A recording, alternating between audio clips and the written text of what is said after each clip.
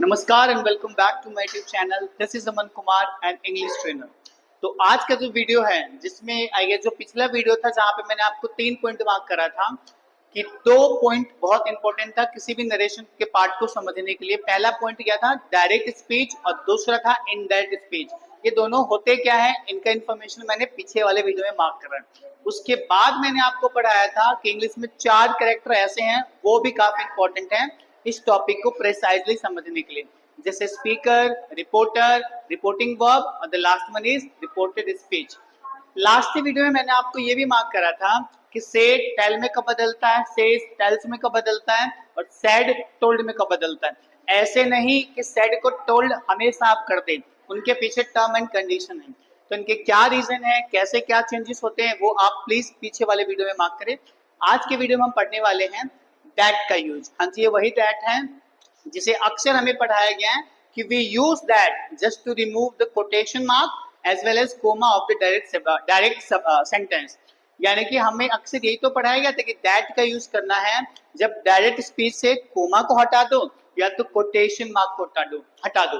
That's not the catch, वो तो catch ही नहीं था। एक्चुअल में अच्छे ग्रामर क्या लिखती है इसके बारे में, अच्छे ग्रामरियन का क्या मत है दैट के यूज के बारे में, वो आज मैं आपको मार्क करूंगा इस क्लास में। सो फिर से वही कहानी, without further do let's get the ball rolling. जैसे कि मैंने आपको ऊपर मार्क कर दिया है दैट, अब इसको समझते हैं कि पार्ट ऑफ स्पीच के अनुसार दैट होता क्या है।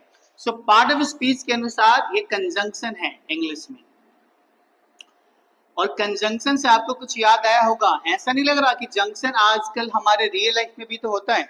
जंक्शन मतलब वो प्लेस या वो पॉइंट हो सकता है जहां पे दो या दो से ज्यादा चीजें मिलती हैं या तो जुड़ती है, जैसे railway junction, road junction. Example के तौर पे आप लीजिए new Delhi junction, Lucknow junction, Muzaffarpur junction. इसी तरीके से और भी जंक्शन हो सकते हैं। तो जंक्शन से क्या मतलब, जहां पे दो या दो से ज्यादा चीजें मिलती हैं, आपस में जुड़ती हैं। उसी तरीके से कंजंक्शन का काम जो कि दैट हमें नरेशन में चाहिए, इसका भी काम होता है इंग्लिश में दो या दो से ज्यादा वर्ड्स, फ्रेज, क्लोजेस या तो सेंटेंसेस को लिंक करने का काम है, इसका जोड़ने का काम होता है। इतनी बातें क्लियर हैं। अब आगे चलते हैं। दैट कंजंक्शन है दैट लिंक्स टू और मोर देन टू, मतलब कि दो या दो से ज्यादा किसी वर्ड्स को, क्लोजेस को, फ्रेज को या सेंटेंसेस को मर्ज करता है। अब थोड़ा सा मैं आपको डीपली बातें और बताता हूं कि कंजंक्शन में बेसिकली 3 टाइप होते हैं। कंजंक्शन के 3 टाइप है हमारे पास। पहला जो टाइप है हम उसको बोलते हैं coordinating close, coordinating conjunction, not close, coordinating conjunction. दूसरा पार्ट है उसको हम बोलते हैं सब ऑर्डिनेटिंग कंजंक्शन, सब ऑर्डिनेटिंग conjunction, and the last one is correlative conjunction। हाँ जी, तो ये जो आप 3 वर्ड्स देख पा रहे हैं कंजंक्शन के, बेसिकली मेजरली 3 पार्ट्स होते हैं। पहले पार्ट्स को आप कहते हैं कोऑर्डिनेटिंग कंजंक्शन, दूसरा पार्ट है सब ऑर्डिनेटिंग कंजंक्शन, और तीसरा पार्ट है आपका कोरिलेटिव कंजंक्शन। जो कंजंक्शन हम ग्रामर में मतलब कि नरेशन के चैप्टर में पढ़ते हैं वो है हमारा subordinating conjunction. I repeat one more time, जो कंजंक्शन आप नरेशन के चैप्टर में पढ़ते हैं उसको हम बोलते हैं सब ऑर्डिनेटिंग कंजंक्शन। तो फिलहाल के लिए मैं आपको इन दोनों कंजंक्शन को मार्क नहीं करने वाला हूं, लेकिन हाँ आपको समझाऊंगा कि सब ऑर्डिनेटिंग कंजंक्शन क्या होता है, क्योंकि नरेशन के पार्ट में यही ज्यादा यूज में आते हैं। तो रफ करके दोबारा हम आते हैं इस पे।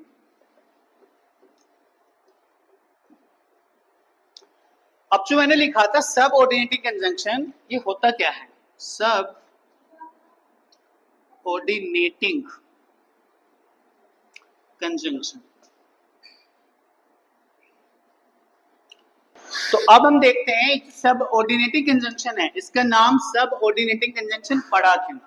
जब हम नरेशन के चैप्टर में डायरेक्ट स्पीच को इनडायरेक्ट में कन्वर्ट करते हैं, एग्जांपल के तौर पे मैंने बोला, एग्जांपल के तौर पे ही सेड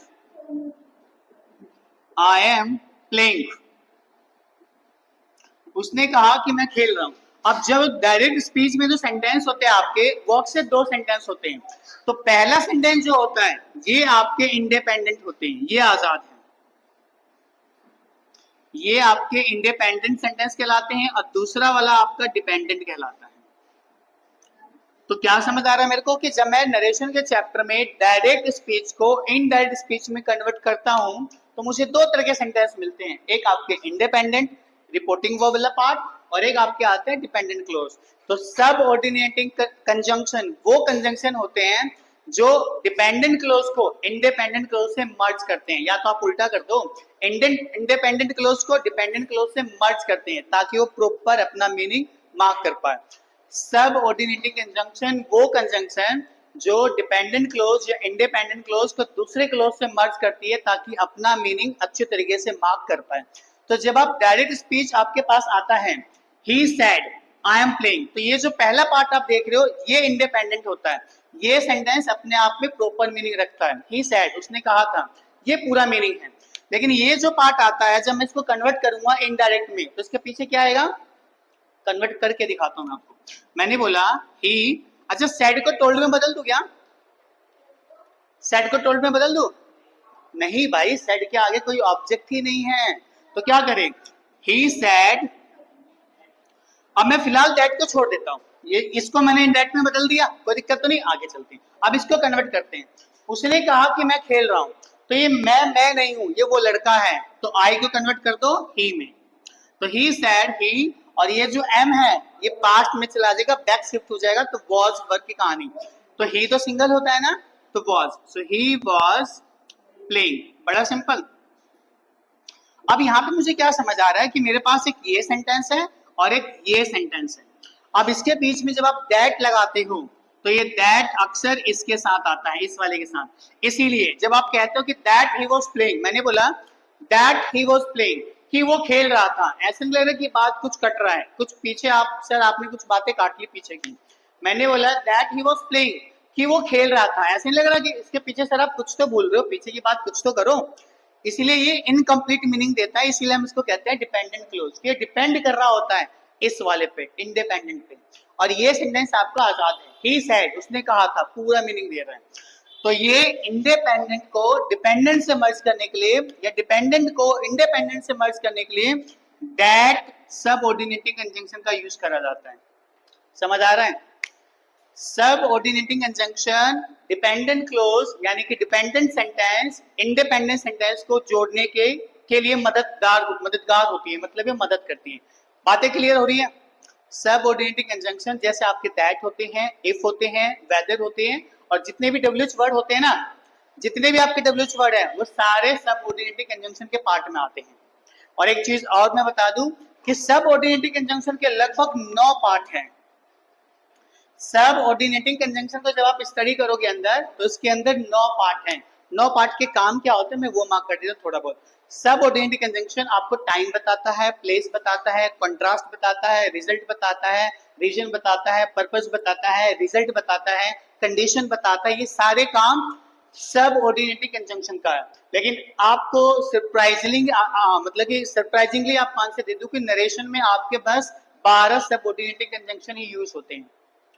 नरेशन के चैप्टर में सब ऑर्डिनेटिंग कंजंक्शन जो यूज होते हैं वो गिनती के 12 ही हैं, उससे बाहर कभी आ नहीं सकता। वो मैं आपको मार्क कर देता हूँ इस साइड ताकि आपको कंफर्म हो। सबसे पहले आप क्या यूज करते हो, पहला नंबर आप दैट की एंट्री करते हो। सेकंड नंबर पे आपका आता है इफ। इफ कहां पे आएगा, जब आप इंट्रोगेटिव सेंटेंस कन्वर्ट करोगे डायरेक्ट टू इनडायरेक्ट में, तब इफ आएगा। तीसरे नंबर पे आपका आता है वेदर, और चौथे के नंबर पे WH वर्ड जितने भी होते हैं आपके, WH वर्ड्स मतलब कितने होते हैं आपके, टोटल 9 होते हैं, यानी कि what, why, who, whom, whose, which, how, where and all, ये टोटल 9 WH वर्ड हैं। तो 9 तो वो हो गए, 10, 11, 12, यानी कि वैसे तो सब ऑर्डिनेटिंग कंजंक्शन जो है वो बहुत होते हैं, बहुत तरह के सिचुएशन को मार्क करते हैं।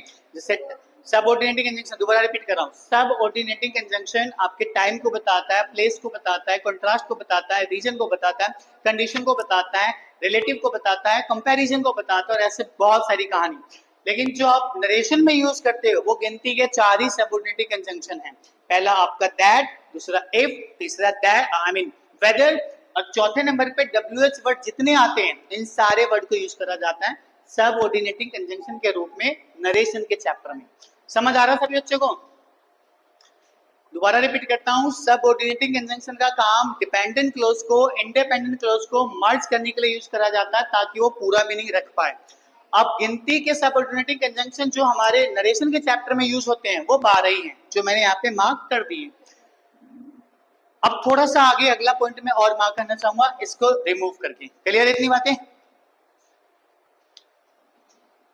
सबऑर्डिनेटिंग कंजंक्शन समझ आया? जो मुझे ऑफलाइन देख रहे हैं, बाकी जो वीडियोस के थ्रू देख रहे हैं, ऑफलाइन वाले बच्चों आया क्या? डैट की कहानी समझ आया? हाँ जी, ऑलराइट। सो अब तक हमें क्या समझ आया?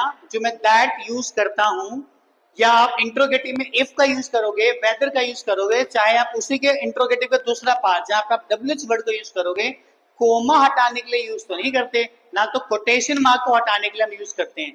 दैट का, इफ का, वेदर का, WH वर्ड के जितने भी वर्ड हैं हम उनका यूज करते हैं क्योंकि अपने आप में कंजंक्शन होते हैं। कंजंक्शन में से भी है सबऑर्डिनेटिंग कंजंक्शन होते हैं जिनका काम होता है एक डिपेंडेंट सेंटेंस को इंडिपेंडेंट से मर्ज करना ताकि सेंटेंस प्रॉपर रख पाए। इतनी बातें क्लियर हैं? ठीक है। अब ये जो मैंने डिपेंडेंट क्लोज दिखाए थे आपको, मतलब कि जो हमारा रिपोर्टेड स्पीच में था, जो स्टेटमेंट दिया जाता है, लिख करके दोबारा याद दिला दूं मैं आपको, he said I am playing. I guess यही सेंटेंस हमारा लास्ट में था। यानी कि यहाँ पे मैंने क्या बोला, ये जो सेंटेंस है जब ये कन्वर्ट होता है तो ये हमारा डिपेंडेंट होता है क्योंकि इसके पीछे आपका दैट आता है, दैट कंजंक्शन आता है जो पूरा मीनिंग नहीं दे पाता जब तक आप उसको इंडिपेंडेंट मर्ज नहीं करोगे। तो वो डिपेंडेंट और ये हमारा इंडिपेंडेंट मुझे दोबारा लिखने की जरूरत नहीं है, मैं पहले लिख चुका हूँ। इसी सेंटेंस को, ये जो दो सेंटेंस देख रहे हो इसका दूसरा नाम भी है, इस वाले हिस्से को हम कहते हैं रिपोर्टिंग वर्ब। ये तो पता ही है रिपोर्टिंग वर्ब, इसको ग्रामर में एक और नाम दिया गया रिपोर्टिंग क्लोज। क्लोज समझते हो? आई गेस मैंने आपको शुरू में बताया, क्लोज जो एक सब्जेक्ट और वर्ब को कैरी करता है अपने साथ में। तो ये रहा सब्जेक्ट और ये रहा वर्ब। ये जो क्लोज है ये इंडिपेंडेंट क्लोज है, इसीलिए इसको बोला जाता है रिपोर्टिंग क्लोज। और ये जो क्लोज है इसमें भी सब्जेक्ट है, इसमें भी वर्ब है, लेकिन ये तब भी अधूरा मीनिंग देगा जब मैं इसको इनडायरेक्ट में डालूंगा। कैसे? जैसे मैं इसको बदला था, अभी क्या आया था, दैट ही वॉज प्लेइंग। तो समझ नहीं आना कि वो खेल रहा था, उसके पीछे सर कुछ तो बताओ, वो बातें ये बताएगा।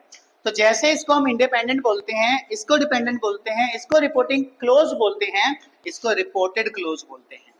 इजी? आ रहा समझ सभी को?